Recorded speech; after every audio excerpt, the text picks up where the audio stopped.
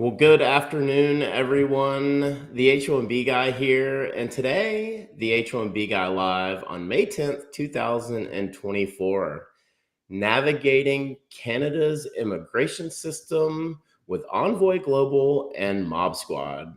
But before we get started, I'd like to ask you, if you haven't already, to please subscribe to the H1B Guy channel here on YouTube and like this video so that I can continue to produce more content like this for you. I also wanted to mention the H1B Guy offers a variety of consulting services.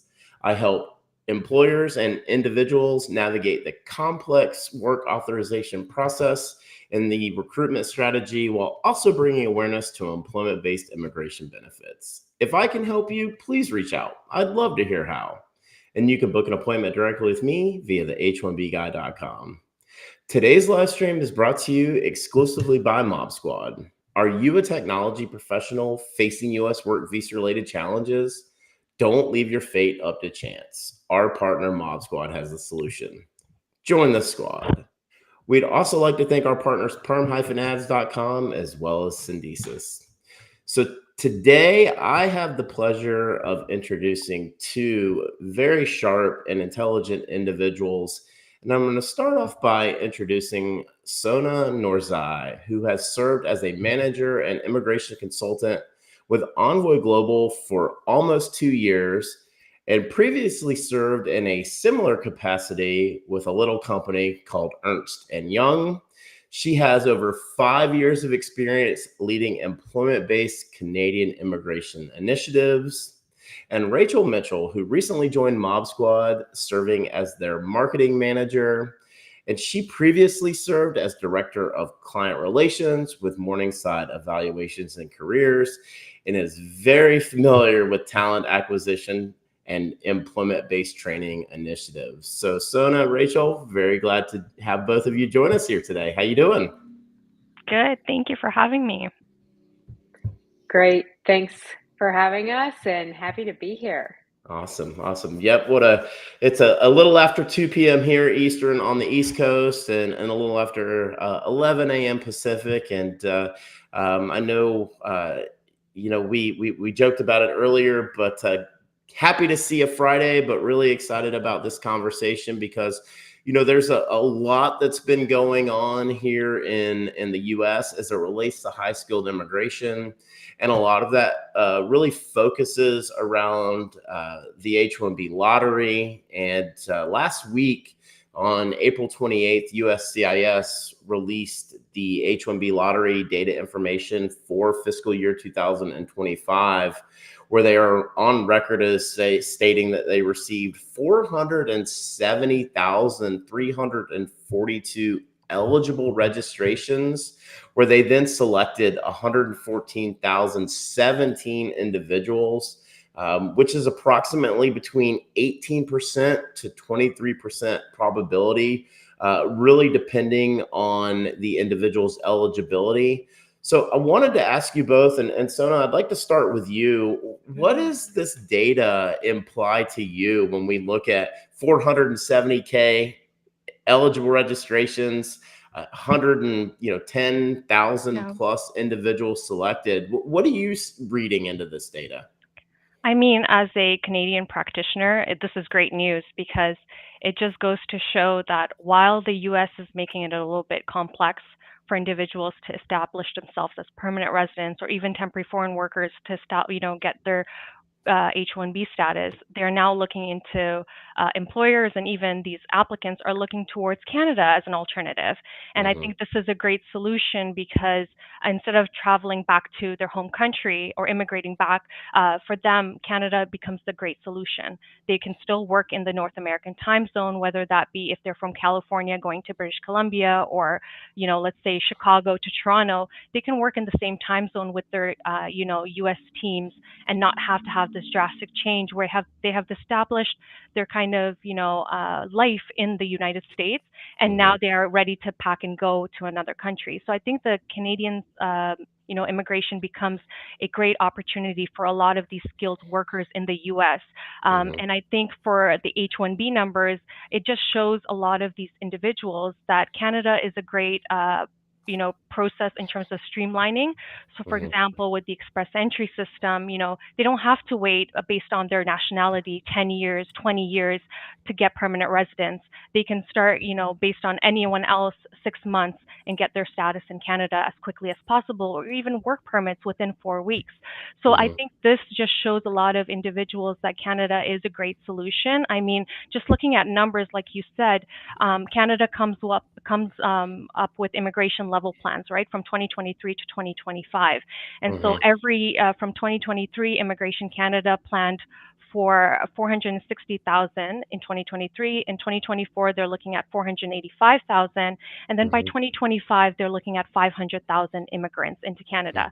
Now, this Mm-hmm. is not just economic programs. Obviously, there's family sponsorship, there's Mm-hmm. humanitarian, such as resettlement programs, but it shows that they are trying to establish a lot of these skilled workers through a streamlined process. Again, Mm-hmm. the U.S. is always known for their complex immigration programs, Mm-hmm. unlike Canada, where we are very pro-immigration, and so a lot of these skilled workers can look into Canada to not only maybe potentially be parked for a temporary 1 year program, maybe for example, but if they come to Canada, they see the benefits, free healthcare, the ability to establish themselves into the society much more easily, and then ultimately even potentially bringing in their family, whether there be their grandparents or their parents as well. So I think Mm-hmm. that the data numbers for Canada is optimistic for us, Mm-hmm. and Mm-hmm. it's a great solution. Rachel, what about you? Yeah, so I think Sona said it really well. I think one of the things that we see at MobSquad is a lot of folks who were hoping for and really depending on a selection in the lottery start to scramble to find an alternative Mm-hmm. and face a really difficult decision of what to do next. Mm-hmm. So, as Sona already highlighted, Canada becomes a really attractive option. Um, because of the time zone, because it's already such a hub Mm-hmm. for technology talent, because of the cultural similarities, Mm-hmm. and really when it comes down to it, because of how smooth the immigration system is. Mm-hmm. As Sona already touched on, it's a matter of weeks Mm-hmm. compared to a shot in the dark and several months processing, which can be obviously very uncertain for the individual, but also for the employers who are sponsoring these folks. But Robert, I'd love to go ahead and ask you the same question. Yeah. So, what are you reading into this data, and how are you interpreting it? Well, we've seen probability continue to go down. And I think very clearly you see a conscious effort to eliminate fraud in terms of multiple registrations at play. But what it didn't do was increase probability of selection. And since I've had the channel now, going on almost 4 years, we've talked about anywhere between 25 to 27% probability. And now when we look at it, and it's for non-advanced categories below 20%. Not only does that impact individuals, but the impact on employers, I think, is the key that gets missed a lot, because a lot of times this is about the probability for the individual when we look at the data and not the employer. And the thing that was really interesting when you really start to look into the data is you look at the number of multiple registrations this year, and then the number of selections for individuals that was singular, meaning they were only registered by one particular employer. And to me, that was a sign of the individuals going back to the employer of record or their prospective employer and saying, look, all my eggs are with you. I want you to register me. And if selected, I'm going to join you in a full-time capacity. But I also think when I hear Sona talk about Canada's initiative, 1.5 million, and granted, you're grouping that in, it's not just professional high skill base, but 1.5 million is a very aggressive target. Whereas we continue to see sort of the restrictive nature of what's going on here in the US. And that trickle down is impacting the number of international students that are interested in coming to the US and getting US educated versus now considering Canada as destination number one for advanced degrees. So I think the impact is that the future state says the measures that USCIS put in, Rachel, clearly are having an impact, but it also tells me that the demand and the value of H1Bs has never been higher. And so it's a really interesting situation that we continue to see from an employer perspective and also from high skilled immigrants who want to have North America, US or Canada, as their number one primary destination. And I honestly don't think that we're going to see a lot of changes for the foreseeable future. So I think that leads into kind of the next part of the conversation here, which is, hey, if I'm one of those 360,000 plus individuals who wasn't selected, and the odds of a second H1B lottery occurring at the end of July or August are probably fairly low, but possibly could happen. Sona, I'd be curious to know from you, like, if I am considering other options Mm-hmm. and I don't have an employer that is willing to, let's say, sponsor me, can I move to Canada without an employer? Yeah, that's a great question. I think it goes back to, again, Canada being very pro-immigration. So there are a lot of programs that individuals can, look into. I think the most common one that I personally love is the Express Entry Skilled Worker Mm-hmm. Program that, allows individuals who have skilled work experience, whether that be in the US or abroad, to come into Canada, apply prior to coming into Canada.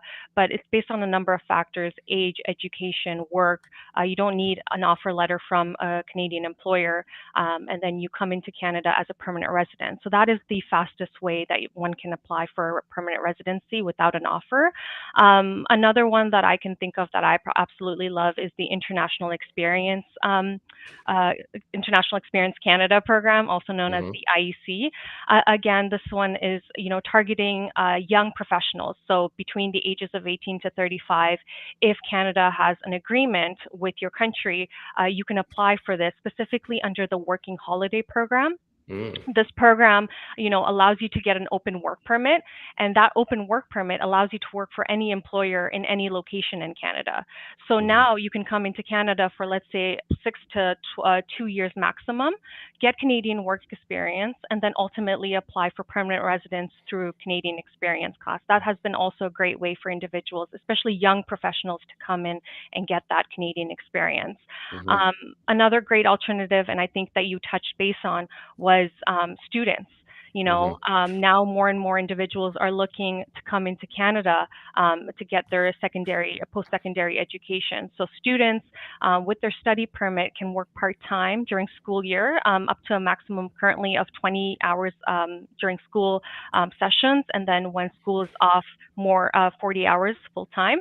But that gives them opportunity to gain that kind of Canadian work experience, and then post-school, once they graduate, they can get a post-graduation open work permit, Mm-hmm. allowing them again to get Canadian work experience, which ultimately can lead them to get, permanent residence, Mm-hmm. which also leads, again, without an offer, you can get provincial nominations.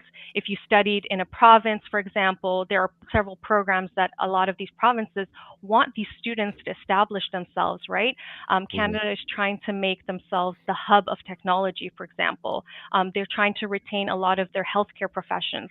So allowing these students to establish themselves in provinces like British Columbia, for example, Ontario, Calgary, Alberta, for example, these are all great opportunities that a lot of these students like to leverage. Mm-hmm. And so they can get this nomination, get additional 600 points, and make themselves competitive and become permanent residents within 6 months. I mean, recently I had someone who applied for permanent residence and they got permanent residence within 4 months, which I think is unheard of, Wow. especially because post COVID, the express entry system became so backlogged that it became difficult. But Mm-hmm. now Immigration Canada is becoming going back to the regular processing timelines. Mm-hmm. So I think these are great opportunities. Again, the provincial nomination, some do require offer letters, but again, there's different programs that they can look into Mm-hmm. depending on where they want to reside in Canada. You also have programs like, the family sponsorship, where you can sponsor your spouse, your dependent children, your parents or grandparents. Also, that is a great opportunity. These dependents, for example, let's just take if you have a Canadian spouse or common law, you can get your spouse in Canada, apply for family sponsorship, and then during that time, while they're waiting for their permanent residence, your spouse can get an open work permit, allowing them to work while they wait for that permanent residence. So again, this is a great opportunity for how Immigration Canada is making it more accessible and making it more attractive for these young individuals, even, anyone from any kind of background, to establish themselves in Canada. And then just as a one last one that I can think of is the startup visa program. So if someone has a viable business idea and they want to be able and they're able to secure support from a designated organization, they can get permanent residence. Again, there's different criteria for eligibility under this program, but it is possible without a job offer. And I think with express entry and maybe even the IEC program, some of that can be individually completed, right? They can do that on their own, which is I think a huge selling point. Wanted to shift gears a little bit and talk about failed lottery attempts, right? Yeah. So let's say I have an employer. They want me to work for them full time. They've been unable to obtain an H1B visa for me. Wanted to ask you both here. Maybe Rachel, we'll start with you and talk about MobSquad. Like, what are options for individuals who have faced multiple failed lottery attempts? Sure. So I think the great advantage of MobSquad is that we work directly with the US companies to continue the candidate's career. This ensures obviously continuity from the perspective of the individual's life, and then going back to the point that you raised earlier, Robert, continuity for the US company as well. They're keeping their key talent, these people that they're already trying to retain in the US. It's just that MobSquad becomes the employer in Canada. Um, this also means that instead of the situation we were describing earlier, where the individual has to scramble to figure out what he or she is going to do next, we can help facilitate a quick and relatively seamless move to Canada. The great distinction which we're talking about here is the difference in the immigration systems. And as Sona has provided a lot of detail into, Canada's immigration system is points based. It's really based on the skills and the contribution of that person to the overall economic prosperity of Canada. So for tech professionals, what we're really talking about is a work permit in 4 to 6 weeks. And again, the advantage that this allows for employers and individual tech professionals is a peace of mind that I think is really distinct from the US immigration system. Yeah, and I think you made a good point where you talked about the 4 to 6 weeks, and the thing that I would drive home too is that includes a spouse as well when we're talking about global talent stream, and that's really unique when we look at a lot of the alternate visa types here in the US.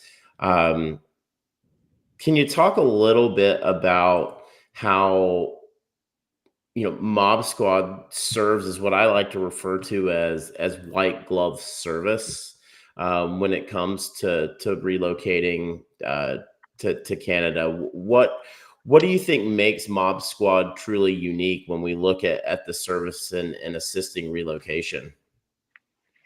Yeah, absolutely. And of course, as I said, the move to Canada is relatively easy, but any international move is daunting. Hmm. Personally, I've done it twice, Hmm. including Hmm. to Canada. Hmm. And we've already talked about the similarities in terms of culture and time zone, but Mob Squad does really take this transition very seriously, and we want to prioritize and focus on the resettlement process.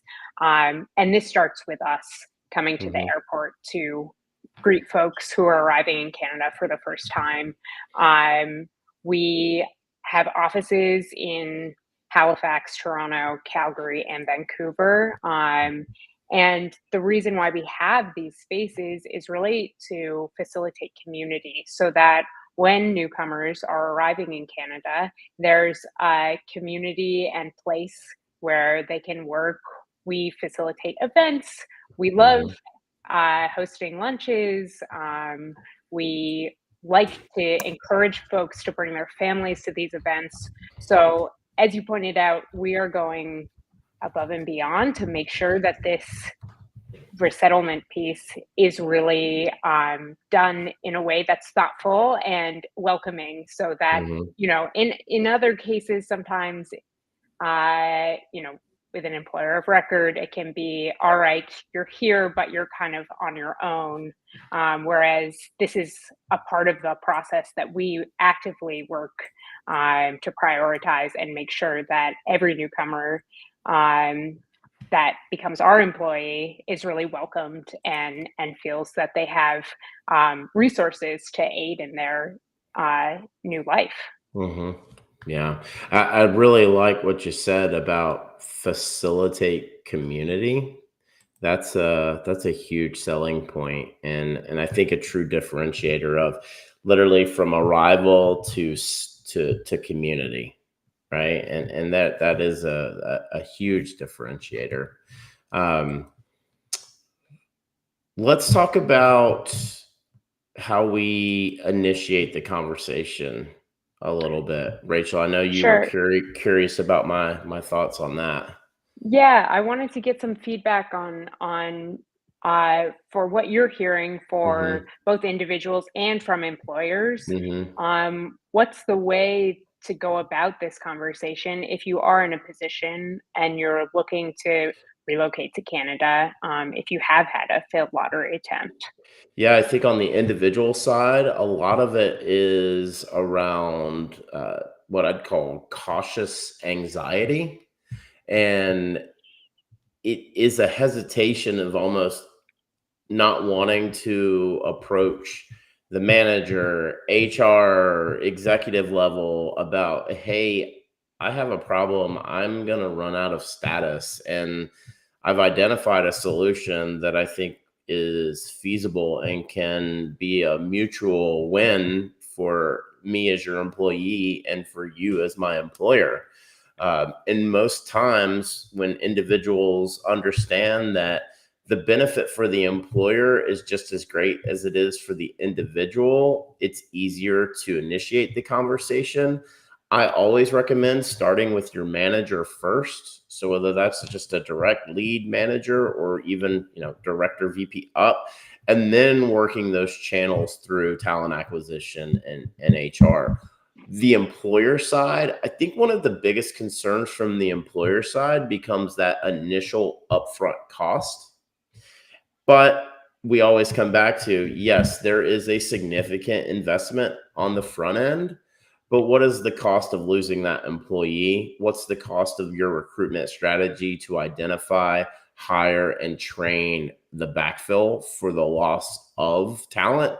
And when we start to look at those costs associated that are unknown costs versus a definitive cost, right, of relocating an employee, um, it a lot of times becomes almost, I'd say, a no-brainer for them to take this approach and know that in a month and a half, I'm going to have somebody living and working in Calgary, right? Yeah. Versus I'm going to lose that employee and they're going to relocate, back to China, back to Colombia, back to India, and they are no longer going to be employed within my organization, and that knowledge goes with them.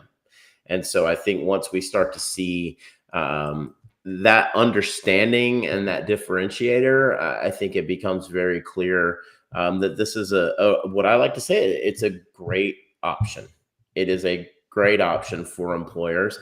And if I'm an individual, I'm looking at initiating the conversation because I know that I don't want to lose my employment with my current organization, especially if I like working for them and who I work with and the type of work I'm doing. So, great question. And honestly, it's an ongoing, ever evolving discussion. But I wanted to ask Sona about the legal side of relocation. And I know we always quote 4 to 6 weeks.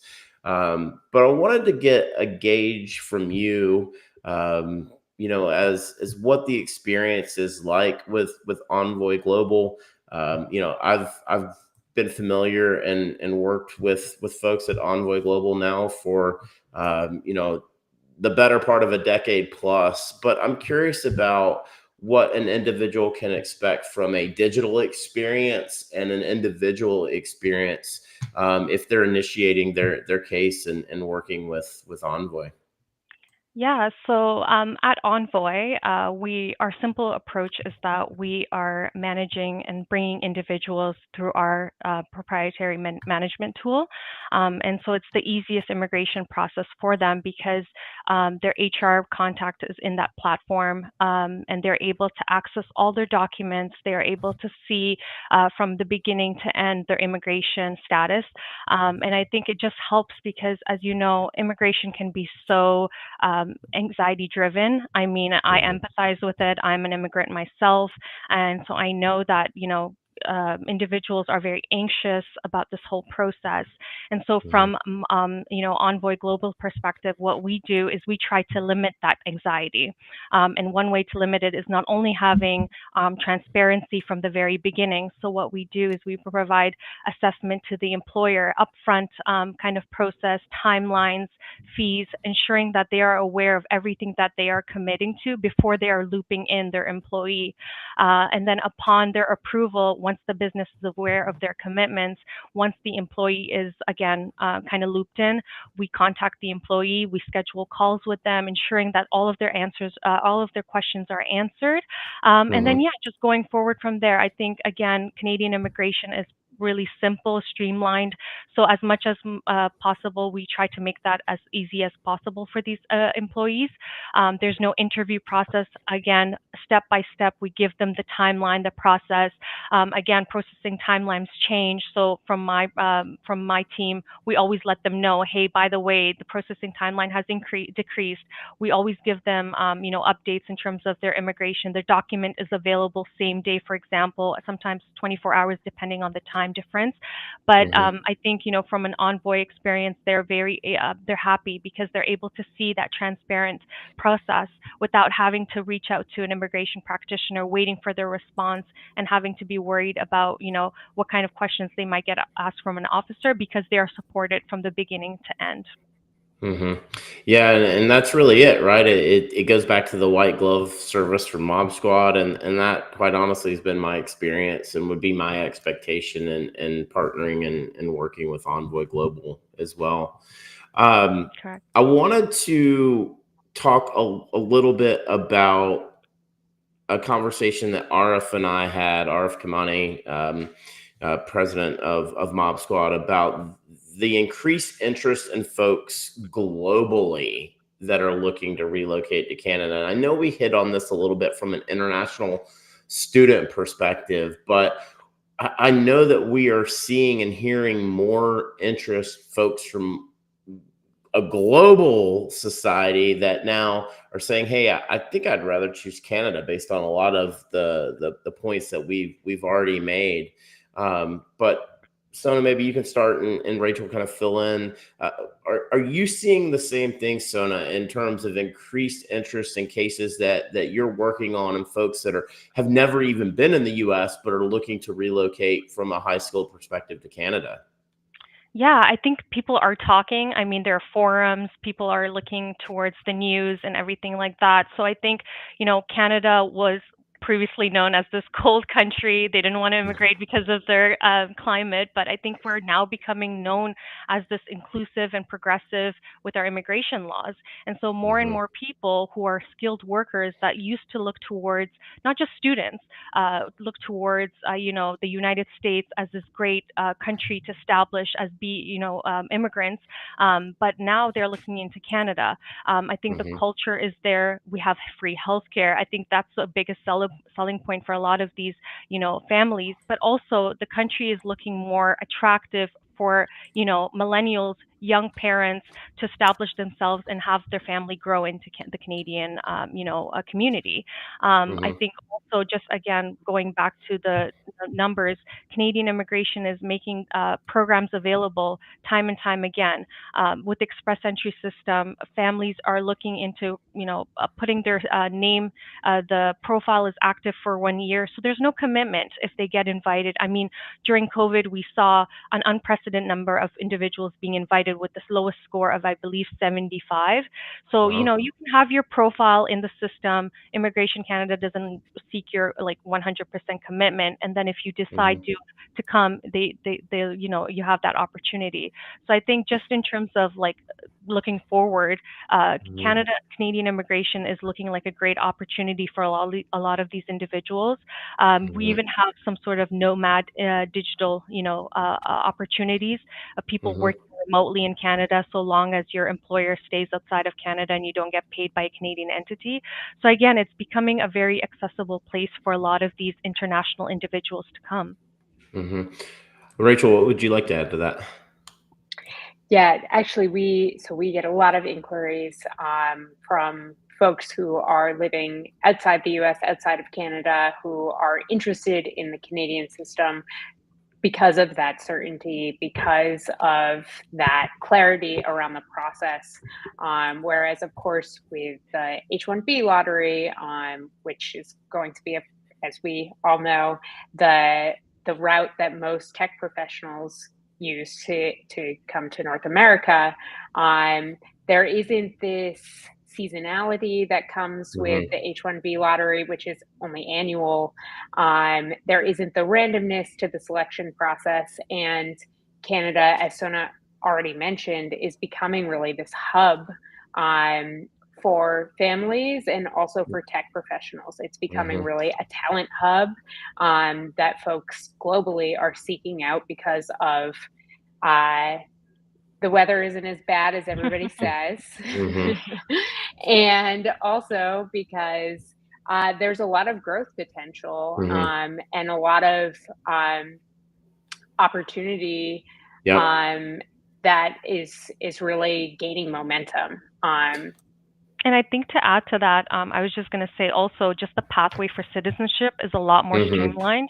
And so again, if individuals want dual citizenship, Canada is also a great opportunity for that. Yeah, I think opportunity is the word, right? It's anytime we talk about folks who are looking at leaving their lives behind to pursue a dream, it's generally for an opportunity for a better life, better quality of life.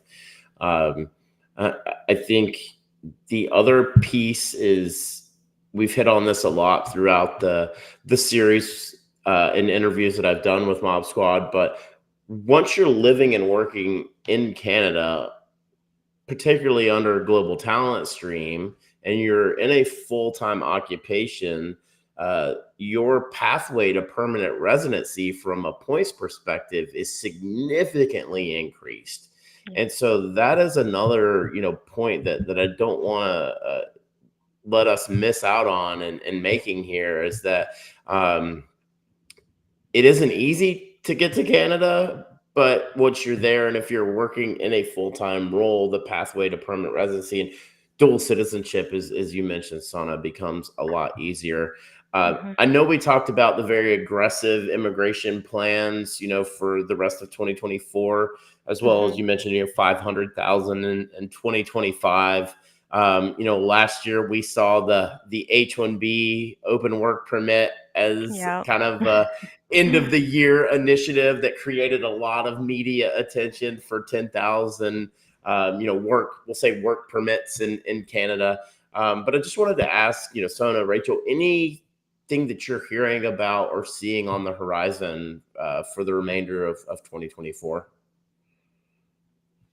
I think for me, it was just that, Canada continues to try to be the hub for technology. So, more opportunities for individuals in the STEM occupations, for example, Mm-hmm. health, science, technology, but Mm-hmm. also, just trying to remove that barrier for a lot of these individuals. So whether that be streamlining the process, applying on your own, getting access to legal, representatives is great. Mm-hmm. And I think that's what Immigration Canada is moving towards, and also remote working. I think we are Mm-hmm. now moving towards post-COVID a very different kind of community, in the sense that people can work from anywhere in the world, and so Canada is trying to make that accessible.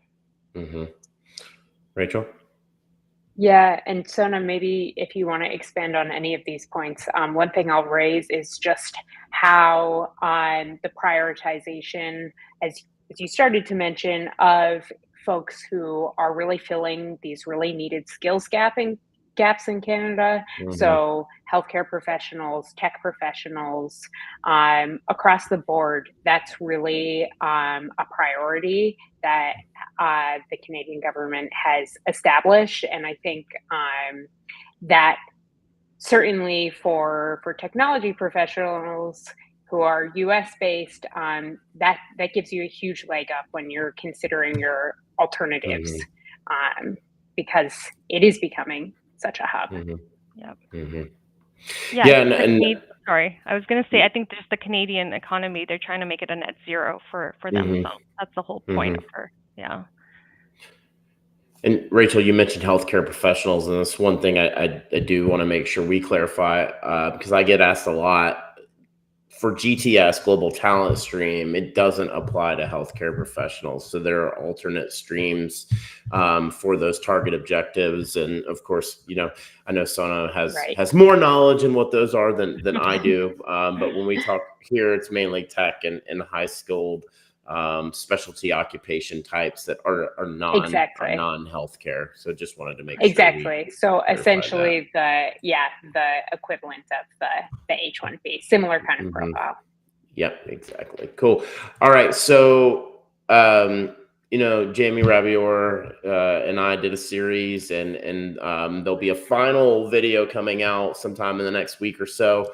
But one of the things we talked about in part 2 of our series was debunking myths about Canada, and cost of living was something that came up, Rachel. And so I wanted to just take a minute or two here, because we're coming up on almost 40 minutes here, but wanted to take a minute or two here just to talk about the similarities and some of the things that may be a little different, so that the audience is aware.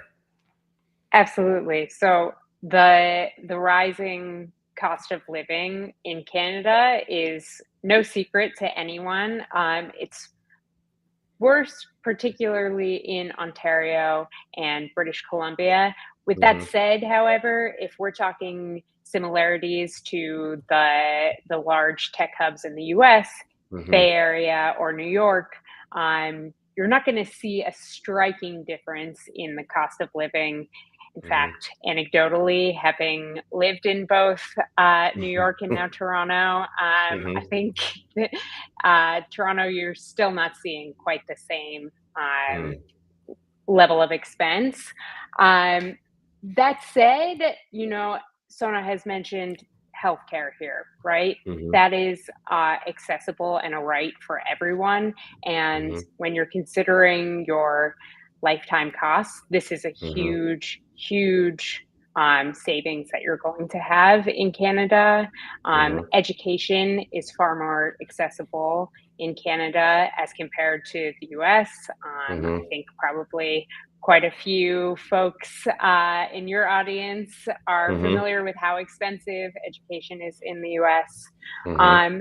And I think also the other thing to note, and that Sona actually touched on previously, is, Toronto and Vancouver are not the only places in Canada. Right. Calgary, Yep. Halifax, have really attractive immigration programs, Mm-hmm. and we have offices there. And these are becoming rapidly destinations where immigrants would like, and newcomers would like to end up. Mm-hmm. So I think, and these are really still affordable cities. So I think that's a thing to really keep in mind. Yeah, one of the things I came up with as an analogy when Jamie and I talked about it was Toronto does feel very comparable to New York. If we look at kind of the landscape, I'd say Vancouver, of course, closer to like San Francisco, the Bay. I'd compare Calgary or maybe even Halifax to like an Atlanta or a Dallas or a Miami, just in terms of overall cost of living and knowing what I know. But I think it is one of these things where we're seeing increased living costs everywhere, housing, goods and services. It just is part of it.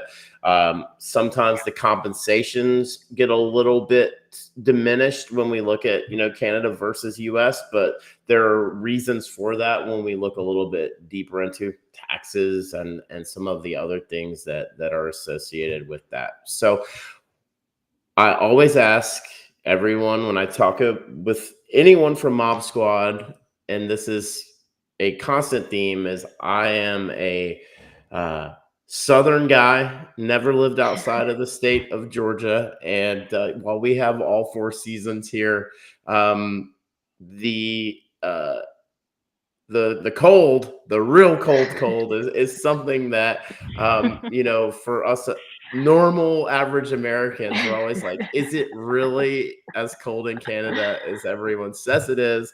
And I always get the answer, and I won't answer for both of you, but it's always like, it is, but only for a little bit of time. So Rachel, what's your answer to that question? Okay, well, I'm from Maine originally, so I'm used to the cold. Yeah. But I will say it's starting to get nice in Toronto, and I can tell Mhm. because I'm starting to get allergies. Mhm. And it's beautiful. So there's a cold winter, but it's equivalent to your Chicago, your New York, your, you know, name Mhm. your somewhat northern city. Definitely, it's not Mhm. Atlanta. No. I'll tell you that. Yeah, I was just gonna say, I think I always tell everyone, yes, we have a very cold winter, but the summers in Toronto are the best. Everyone is just out. The city is vibrant. So yeah, I've lived here all my life, but it's a fun city.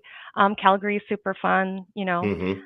So just get a really good parka, I would say, and then you're good. You're good to go. Yeah. Jamie recommended good boots too, so that Oh, was yeah. something she said Yeah. is an absolute must. Look, what a great conversation we've had here. It's hard to believe we're over 40 plus minutes here already, and I know we could go for another 20, but I wanted to make sure to highlight a couple things. And mobsquad.io, up in that upper right hand corner, is a button that says get started. Of course, you can use the link in the video description below, and let them know that you heard about them from the H1B guy. If you are looking for the latest news and legal advice and keeping up with the trends that are going on, here is Envoy Global's URL here, and of course that's also in the video description. But please be sure to follow them and keep up with the latest happenings from Envoy Global. They do an immigration trends report every year that I cover, that is completely detailed and thorough, and one of the to me, one of the annual pieces of immigration reports that I look forward to reviewing and covering every year. I also wanted to mention I've put both of your LinkedIn profiles in the video description below, so please connect with and follow Rachel, connect with and follow Sona. Be sure to tell them when you reach out that you saw them on the H1B Guy channel so that they know that's where you heard about them. And just can't really thank the two of you enough for your time here today on a Friday, for your insights and your information. I always learn something new. And I think that the community, creating that community is a huge takeaway for me today. The seamlessness to which MobSquad and Envoy Global partner, the digital experience, the client and the customer experience matters.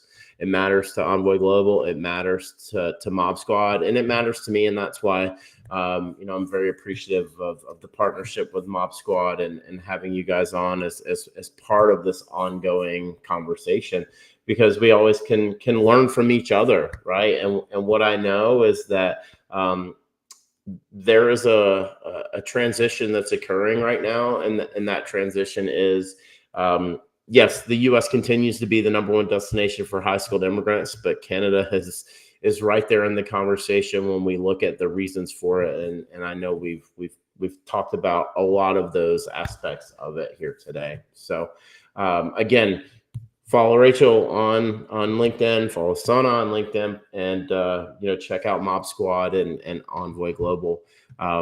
Rachel, Sona, before I close out, anything else that you'd like to add?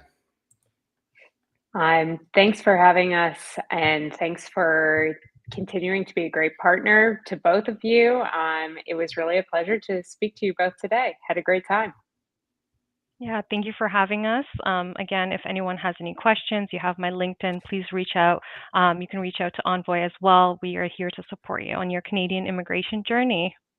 Awesome. That's great stuff from the two of you. And I just wanted to remind everyone that today's live stream was brought to you exclusively by MobSquad.